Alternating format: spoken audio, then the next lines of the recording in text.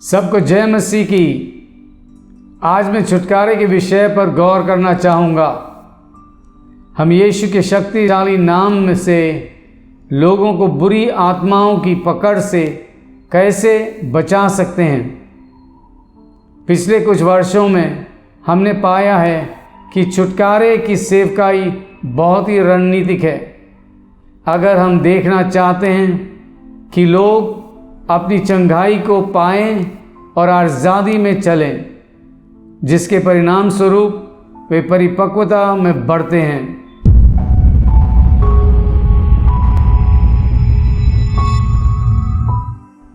प्रेरितों के काम 10:38 में लिखा है कि परमेश्वर ने किस रीति से यीशु नसरी को पवित्र आत्मा और सामर्थ से अभिषेक किया।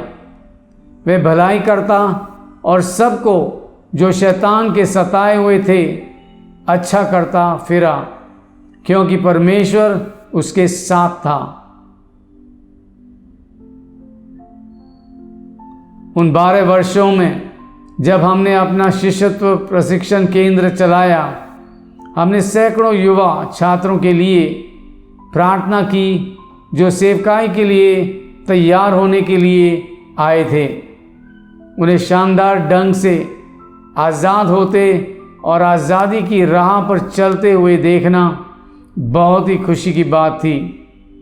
इतने वर्षों में अंदरूनी चंगाई, छुटकारा और प्रार्थना परामर्श के क्षेत्र में लोगों की सेवा करने के दौरान हमने पाया है कि हालांकि परमेश्वर की सामर्थ तो मौजूद है लोगों को चंगा करने, छुड़ाने और आज़ाद करने के लिए, लेकिन बहुत बार वे उनकी चंगाई या आज़ादी को बरकरार नहीं रख पाते। ऐसा इसलिए क्योंकि उनके जीवन में प्रार्थना और वचन की नींव नहीं है। मेरी पत्नी आएगी और मुझ में एक गहरा परमेश्वर का दिया हुआ उत्साह है उन लोगों की सेवा करने के लिए जो उदास हैं, टूटे दिल के हैं और आत्मिक रूप से ज़रूरतमंद हैं, ताकि उनके जीवन में वचन की एक पक्की नींव रखने में उनकी मदद करें और उनकी समस्याओं से उन्हें बाहर निकलते हुए देखें। परमेश्वर के वचन को लागू करने के द्वारा और परमेश्वर ने उनके लिए जो कुछ भी योजना बनाई है उस सब में चलने में उनकी मदद करें। इससे पहले कि हम इस वीडियो में आगे बढ़ें, यदि आपने पहले से इस चैनल को सब्सक्राइब नहीं किया है तो कृपया ऐसा करें और इसके ठीक बगल में घंटी के निशान पर क्लिक करें, ताकि जब भी हम कोई नया वीडियो पोस्ट करते हैं तो आपको सूचित किया जा सके। आइए हम प्रार्थना करें। पिता, आप जो हैं उसके लिए हम आपकी प्रशंसा, आदर और महिमा करते हैं और मनुष्यों की ओर से आपके महान और शक्तिशाली कार्यों के लिए धन्यवाद देते हैं। हे प्रभु, इस स्थान पर और जहाँ भी यह संदेश सुना जा रहा है वहाँ आपकी अद्भुत उपस्थिति के लिए हम आपको धन्यवाद देते हैं। आपका अनमोल पवित्र आत्मा हमारे आत्मिक कानों को खोले ताकि हम सुन सकें, हमारी आत्मिक आँखें खोलें ताकि हम आत्मिक सत्य देख सकें और हमारे दिमाग वे सब समझ सकें जो आप चाहते हैं कि हम सुनें। पवित्र आत्मा, आप यहाँ शिक्षक के रूप में हैं और हम आपका स्वागत करते हैं। हमें आपके वचन के प्रति एक गहरा प्यार दीजिए जो हम यीशु के नाम से मांगते हैं, आमीन। छुटकारे की सख्त ज़रूरत है। यदि हम अपनी कलीसियाओं को विकसित होते देखना चाहते हैं और लोगों को परिपक्वता के स्थान पर आते देखना चाहते हैं तो यह बहुत महत्वपूर्ण है। अक्सर हमारी हिंदी भाषी कलीसियाओं में हम देखते हैं कि जैसे ही स्तुति और आराधना शुरू होती है, दुष्ट आत्माएं प्रकट होने लगेंगी और लोग चीखना चिल्लाना शुरू कर देंगे और पूरी सभा को अशांत कर देंगे। जब ऐसा होता है तो कभी कभी अगुए वहीं सभा में उस व्यक्ति का छुटकारा करने की कोशिश करने लगते हैं, जिससे और अधिक गड़बड़ी पैदा हो जाती है। अगर वहाँ नए लोग मौजूद हों तो ये सब देखकर डर जाते हैं और दोबारा वापस नहीं आते। यदि हमारे अगुओं को थोड़ा सा भी प्रशिक्षण दिया जाए कि छुटकारा कैसे करना है, तो हम ऐसे दृश्यों से बच सकते हैं। जब मैं सेवकाई में नया था तो जब भी मुझे अवसर मिलता था, मैं लोगों के लिए छुटकारे के लिए प्रार्थना करता था। मुझे छुटकारे की सेवकाई में कोई औपचारिक प्रशिक्षण नहीं मिला था, लेकिन मैं विश्वास से ऐसा करता था क्योंकि यीशु ने लूका 10:19 में अपने शिष्यों से कहा था, देखो मैंने तुम्हें सांपों और बिच्छुओं को रौंदने का और शत्रु की सारी सामर्थ पर अधिकार दिया है और किसी वस्तु से तुम्हें कुछ हानि न होगी। फिर मार्कुस 16:17 में कहता है, और विश्वास करने वालों में ये चिन्ह होंगे कि वे मेरे नाम से दुष्ट आत्माओं को निकालेंगे। कई लोगों को छुटकारा मिला, लेकिन कई ऐसे भी थे जिन्हें नहीं मिला। जब ऐसा होता तो मैं अपने प्रश्न प्रभु के पास ले जाता। फिर एक दिन मैं एक युवा लड़के के लिए प्रार्थना करने गया। मैं उसके घर पे था और जैसे ही मैंने प्रार्थना शुरू किया, वह अचानक खड़ा हो गया। परमेश्वर का शुक्र है कि मेरी आंखें खुली थीं। उस दिन के बाद से मैंने कभी भी किसी के लिए आंखें बंद करके प्रार्थना नहीं की। जैसे ही मैंने उसे खड़ा देखा, मुझे पता चल गया कि अगर मैं जारी रहा तो मुसीबत में पड़ जाऊंगा। इसलिए मैंने प्रार्थना करना बंद कर दिया। लड़का होश में आ गया और मैंने उसके लिए दूसरे दिन प्रार्थना करने की व्यवस्था की। मुझ में जोश तो था, लेकिन ज्ञान बहुत कम था। तय दिन पर मैं 8 या 9 अन्य भाइयों के साथ लड़के को एक बड़े खाली हॉल में ले गया और उसके लिए प्रार्थना करने लगा। हम सुरक्षित महसूस कर रहे थे क्योंकि हॉल खाली था और वहाँ कुछ भी नहीं था जिस पर वह हाथ लगा सके, और हम बहुत सारे भाई लोग थे। जैसे ही हमने प्रार्थना करना शुरू किया, वह जमीन पर गिर गया और एक सिरे से दूसरे सिरे तक लौटने लगा। जो कुछ हो रहा था उसमें हम इतने खोए हुए थे कि हमने कोने में पड़ी स्टील की फोल्डिंग कुर्सी दिखाई ही नहीं दी। हमने प्रार्थना करना जारी रखा। अचानक लड़का कुर्सी के पास लुढ़क गया और उसे पकड़कर खड़ा हो गया।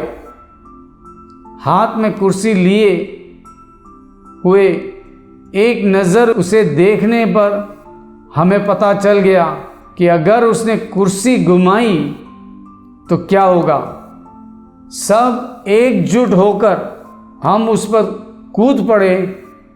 कुछ ने उसे नीचे पकड़ने की कोशिश की, कुछ ने कुर्सी के दूसरे तरफ को पकड़ लिया। आगे जो हुआ वह कुछ ऐसा है जिसे मैं कभी याद नहीं रखना चाहता हूँ। मैं जिम्मेवार व्यक्ति था और उस स्टील की कुर्सी से किसी के घायल होने की संभावना और उसके परिणामों को लेकर अचानक मेरे मन में डर बैठ गया। मुझे लगता है कि यही विचार हम सभी के मन में आया और डर ने हमें जोश से भर दिया। हम सभी चिल्लाने लगे और दुष्टात्मा को यीशु के नाम से चले जाने का आदेश देने लगे।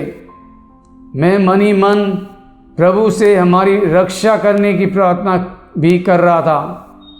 उसमें इतनी ताकत थी कि वह हम सभी 10 भाइयों को गोल गोल घुमाता रहा और हम सभी चिल्लाकर दुष्ट आत्मा को बाहर निकलने का आदेश देते रहे। तभी अचानक लड़का कुर्सी को छोड़कर जमीन पर गिर गया और कुछ मिनटों के बाद पूरी तरह से छुटकारा पाकर उठ खड़ा हुआ। प्रभु की स्तुति हो। हम पसीने पसीने हो गए थे और हमें सामान्य रूप से सांस लेने में समय लग गया। जब हमें एहसास हुआ कि लड़के को छुटकारा मिल गया है तो हम चुपचाप परमेश्वर को धन्यवाद देने लगे। वह घटना मेरे लिए बहुत बड़ा सीखने वाला अनुभव था।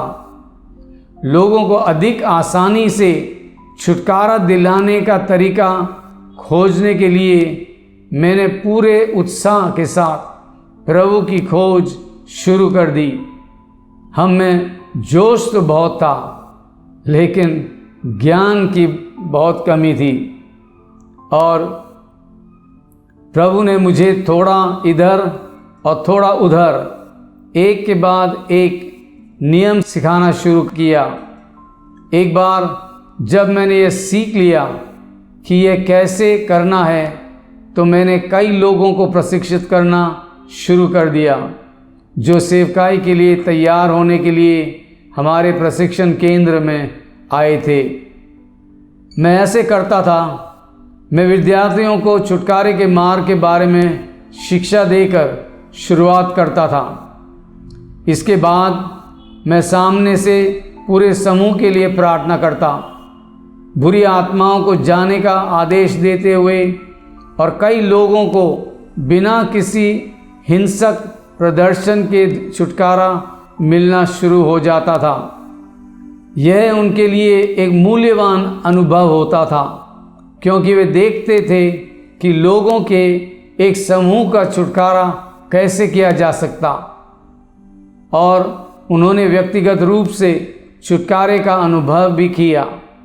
उसके बाद मैं प्रत्येक के साथ 1 घंटा बिताया करता था, उनकी जीवन कहानी सुनते हुए और फिर उनके लिए प्रार्थना करता जिससे उनका पूर्ण छुटकारा हो सके और यीशु के नाम की शक्ति में उनका विश्वास मजबूत हो सके। अंत में मैं उन्हें सिखाता था कि वे खुद का छुटकारा कैसे कर सकते हैं ताकि वे स्वच्छ रहें। अब मुझे अपने लोगों को आज़ाद होते देखने के लिए श्रम करने की आवश्यकता क्यों है? मुझे इस प्रश्न का उत्तर उपाध्याय वचन 17 में मिलता है। उपाध्याय 1:17 में लिखा है, परंतु उस समय सिय्योन पर्वत पर बचे हुए लोग रहेंगे और वह पवित्र स्थान ठहरेगा और याकूब का घराना अपने निज भागों का अधिकारी होगा। यह वचन हमें बताता है कि सिय्योन पर्वत पर छुटकारा, पवित्रता होगी और याकूब अपनी संपत्ति का अधिकारी होगा। हम यहाँ एक प्रगति देखते हैं। सिय्योन पर्वत पर छुटकारा होगा। सिय्योन पर्वत आज यीशु मसीह की कलीसिया है। इसलिए यह हमें बताता है कि कलीसिया में छुटकारा होगा। छुटकारे के माध्यम से लोग आज़ाद हो जाएंगे और पवित्रता होगी। पवित्रता में चलने के लिए हमें छुटकारा पाने की आवश्यकता है। अगर गुस्सा एक समस्या है तो मैं गुस्सा करता रहूँगा। सच है कि क्षमा तो है, लेकिन मैं गिरता रहूँगा और उठता रहूँगा। लेकिन अगर मैं क्रोध की भावना से छुटकारा पाऊँ तो फिर समस्या हल हो जाती है। अंत में आयत कहती है कि याकूब अपनी संपत्ति का अधिकारी होगा। इसका मतलब यह है कि जब हम पवित्रता में चलेंगे तो हम अपनी संपत्ति पर कब्जा करना शुरू कर देंगे। क्रूस पर यीशु ने हमारे लिए ढेर सारी आशीषें हासिल की जो पिता परमेश्वर चाहता है कि हम पाएं, जैसे स्वास्थ्य, चंगाई, स्वतंत्रता और समृद्धि।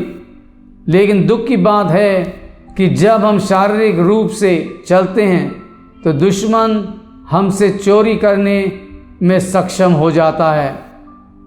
इसलिए हम देखते हैं कि पवित्रता में चलने के लिए छुटकारे की आवश्यकता है और इसके परिणाम स्वरूप हमें वे सभी आशीषें प्राप्त होंगी जो पिता चाहता है कि हम प्राप्त करें।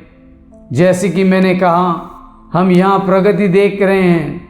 यदि हमें छुटकारा मिल गया तो इसका परिणाम पवित्रता होगा और पवित्रता हमें प्रभु के आशीषों में चलने के लिए अगुवाई करेगी।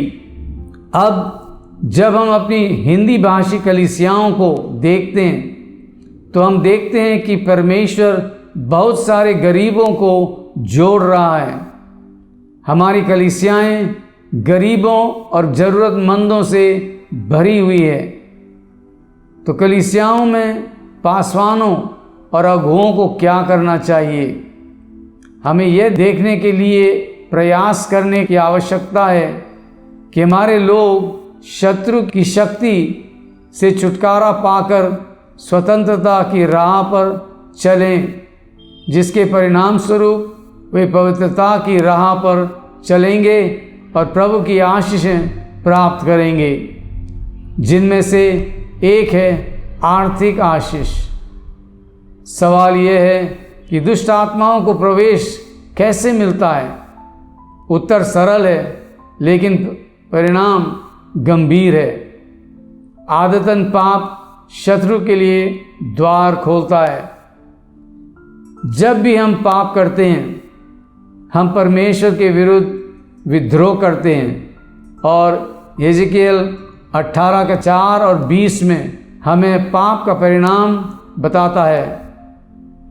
यहेजकेल 18:4 में लिखा है, देखो सबों के प्राण तो मेरे हैं, जैसे पिता का प्राण वैसे ही पुत्र का भी प्राण है, दोनों मेरे ही हैं। इसलिए जो प्राणी पाप करे वही मर जाएगा। यहेजकेल 18:20 में लिखा है, जो प्राणी पाप करे वह मरेगा। न तो पुत्र पिता के अधर्म का भार उठाएगा और न पिता पुत्र का। धर्मी को अपने ही धर्म का फल और दुष्ट को अपनी ही दुष्टता का फल मिलेगा। और सबोपदेशक 10:8 में लिखा है, जो गड्ढा खोदे वह उसमें गिरेगा और जो बाड़ा तोड़े उसको सर्प डसेगा। अब पाप के ये परिणाम बाइबल में बहुत स्पष्ट है और इसलिए परमेश्वर के साथ छोटा हिसाब रखना महत्वपूर्ण है। यदि हम पाप करते हैं तो जल्द कबूल करें। प्रकाशित वाक्य 12:10 में लिखा है, फिर मैंने स्वर्ग पर से यह बड़ा शब्द आते हुए सुना कि अब हमारे परमेश्वर का उद्धार और सामर्थ और राज्य और उसके मसीह का अधिकार प्रकट हुआ है, क्योंकि हमारे भाइयों पर दोष लगाने वाला जो रात दिन हमारे परमेश्वर के सामने उन पर दोष लगाया करता था, गिरा दिया गया। आमीन। शैतान दिन रात परमेश्वर के सामने हम पर दोष लगाता है। जब हम पाप करते हैं और पश्चाताप करने के लिए तत्पर नहीं होते तो शैतान की दुष्ट आत्माएं जो हमें पाप के लिए प्रलोभन करने के लिए तैनात की गई है, हमें पाप करते हुए देखती हैं और तुरंत अपने स्वामी को रिपोर्ट करती हैं, जो हमारे परमेश्वर के सामने जाकर हमारा जीवन मांगता है। यहेजकेल 18:20 में कहता है कि जो प्राणी पाप करेगा वह मरेगा। शैतान एक कानूनवादी होने के नाते परमेश्वर के सामने हम पर आरोप लगाएगा, क्योंकि उसके पास अधिकार है। उसे रोकने का एकमात्र तरीका है कि हम जल्दी से अपना पाप स्वीकार कर लें। जब हम ऐसा नहीं करते हैं तो याद रखें, हमने सुरक्षा का घेरा तोड़ दिया है और दुश्मन हमें नुकसान पहुंचाने के लिए अंदर आ सकता है। प्रभु इसकी अनुमति देता है ताकि हम शीघ्रता से उसकी ओर मुड़ सकें। तो हम यहाँ क्या कह रहे हैं कि पाप खतरनाक है और उसे नज़रअंदाज नहीं किया जा सकता है। उसका एक परिणाम है, जब हम पाप करते हैं तो हम दुश्मन को हमारे खिलाफ कानूनी अधिकार देते हैं और केवल उस पाप को कबूल करने से ही उस अधिकार को रद्द किया जा सकता जो हमने उसे आरोप लगाने और फिर हमें नुकसान पहुंचाने के लिए दिया था। अब गंभीर मसीह या शिष्य के रूप में हम तुरंत अपने पापों को स्वीकार कर लेते हैं और दुश्मन का कानूनी अधिकार रद्द हो जाता है। लेकिन जो बात हमें चकित करती है वह यह है कि हम वह पाप बार बार करते रहते हैं, जैसे अपना आपा खोना, कड़वे विचार, अपनी आँखें से पाप करना इत्यादि। सच्चे शिष्यों के रूप में हम तुरंत अपने पापों को स्वीकार कर लेते, लेकिन यह अपराध हमारे अंदर पनपता रहता है। हम पाप से बचने की कोशिश तो करते हैं, लेकिन गिरते रहते हैं। थोड़ी देर के लिए हम गिरते हैं और उठते हैं, गिरते हैं और उठते हैं, लेकिन यह एक हारी हुई लड़ाई की तरह लगता है और दुश्मन लगातार हम पर आरोप लगाता है। जल्द ही निराशा और लाचारी हम पर हावी हो जाती है और हम कहते हैं, क्या फ़ायदा, मैं इस आदत से बाहर नहीं निकल पा रहा हूँ। हमारा पाप आदतन हो गया है और फिर परमेश्वर से पीछे हटना शुरू हो जाता है। हम यह समझने में असफल होते हैं कि जब हम प्रलोभन में पड़ जाते हैं और पाप में पड़ जाते हैं तो एक और सिद्धांत काम में आता है। यही कारण है कि हमारा पाप आदतन बन जाता है। जब भी हम पाप करते हैं तो दो बातें होती हैं। पहला तो मैंने पहले से ही समझा चुका हूँ, वह यह है कि हम दुश्मन को कानूनी अधिकार देते हैं ताकि वे हमारी जान की मांग कर सके। फिर हम तुरंत कबूल कर लेते हैं और वह अधिकार रद्द हो जाता है। लेकिन हमें यह एहसास नहीं है कि एक और सिद्धांत है जो तब काम में आता है जब हम दुश्मन की आज्ञा मानते हैं। यही कारण है कि हमारा पाप एक आदत बन जाता है। रोमियो 6:16 में लिखा है, क्या तुम नहीं जानते कि जिसकी आज्ञा मानने के लिए तुम अपने आप को दासों की नाई सौंप देते हो उसी के दास हो, और जिसकी मानते हो, चाहे पाप के जिसका अंत मृत्यु है, चाहे आज्ञा मानने के जिसका अंत धार्मिकता है। दूसरे शब्दों में, जिसकी तुम आज्ञा मानते हो तुम उसके दास बन जाते हो, या आज्ञाकारिता अधिकार पैदा करती है। इसका मतलब यह है कि जब शैतान हमारा स्वामी बन जाता है क्योंकि हमने उसकी आज्ञा का पालन किया है, तो हमारे पास कोई विकल्प या स्वतंत्र इच्छा नहीं है। हमें वह करना होगा जो वह कहता है। हम उसके अधिकार के नीचे आ गए हैं। हमने जो पहले देखा था उस पर वापस लौटते हुए देखते हैं कि जब हम पाप करते हैं तो हम दुश्मन को एक कानूनी अधिकार देते हैं जिसे हम तुरंत कबूल करने के द्वारा रद्द कर देते हैं।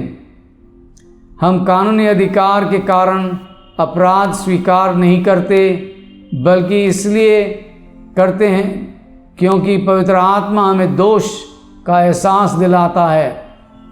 ऐसा करने पर दुश्मन का कानूनी अधिकार रद्द हो जाता है।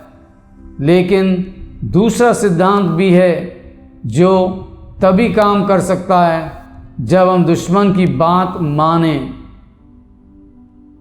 रोमियो 6:16 में लिखा है, उसके अनुसार हम जिसकी आज्ञा मानते हैं हम उसके दास बन जाते हैं।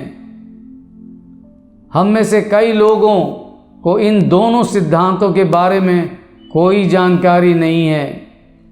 जब हम पाप करते हैं तो हम तुरंत कबूल कर लेते हैं और दुश्मन इसका विरोध नहीं करता है, क्योंकि वह शायद कहता है या सोचता है, उन्हें कबूल करने दो, मैं उनसे दोबारा पाप करवाऊंगा। ऐसा इसलिए है क्योंकि वह जानता है कि हम उसके गुलाम हैं। इस प्रकार हमने देखा कि शत्रु हमें पाप के द्वारा किस प्रकार उसके अधिकार और दासत्व में लाता है। अगले वीडियो में हम देखेंगे कि कैसे दुश्मन हमारे जीवन पर जमाता है। अगली बार फिर मिलेंगे। प्रभु आपको आशीष दे। यदि आप इस चैनल का समर्थन करना चाहते हैं और परमेश्वर की सच्चाई के साथ अधिक लोगों तक पहुंचने में हमारी सहायता करना चाहते हैं, तो ऐसा करने का सबसे अच्छा तरीका है सब्सक्राइब बटन को टैप करना, इसे लाइक करना और इसे दूसरों के साथ शेयर करना। ऐसा करने के लिए परमेश्वर आपको आशीष दे। जय मसीह की।